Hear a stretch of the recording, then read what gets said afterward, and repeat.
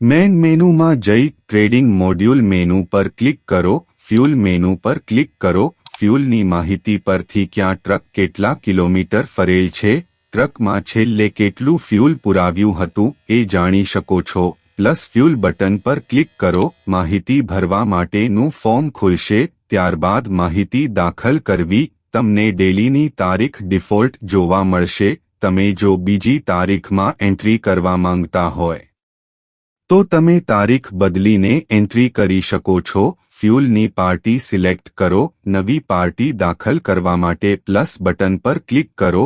ત્યારબાદ પાર્ટીની માહિતી ભરી સેવ બટન પર ક્લિક કરો। ડિફોલ્ટ ચલણ નંબર જોવા મળશે। ટ્રક સિલેક્ટ કરો। નવી ટ્રક દાખલ કરવા માટે પ્લસ બટન પર ક્લિક કરો।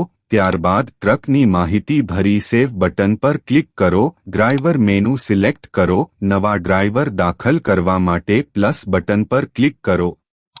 ત્યારબાદ ડ્રાઈવરની માહિતી ભરી સેવ બટન પર ક્લિક કરો। જ્યારે પણ તમે કોઈ ટ્રક સિલેક્ટ કરશો અને જો એ ટ્રક એ કંઈક અંતર કાપ્યું હશે તો તે અંતર કિલોમીટરના બોક્સમાં તે અંતર જોવા મળશે। જ્યારે પણ તમે કિલોમીટરની સંખ્યા નાખો તો તે સંખ્યા વાદળી બોક્સની સંખ્યા કરતાં વધુ હોવી જોઈએ નહીં, નહીંતર ભૂલનો મેસેજ જોવા મળશે। ટોટલ કિલોમીટર ડિફોલ્ટ જોવા મળશે। જો તમે ટ્રાન્ઝેક્શનમાં યસ પસંદ કરશો તો તમારો હવાલોનો રિપોર્ટ લેજર એકાઉન્ટ તથા ડેબુકમાં જોવા મળશે અને જ્યારે ટ્રક સિલેક્ટ કરી ત્યારે છેલ્લે કેટલું ફ્યુલ પુરાવ્યું તે સંખ્યા ફ્યુલ બોક્સની બાજુમાં આવેલ વાદળી બોક્સમાં જોવા મળશે। પેટ્રોલની કિંમત એડ કરો।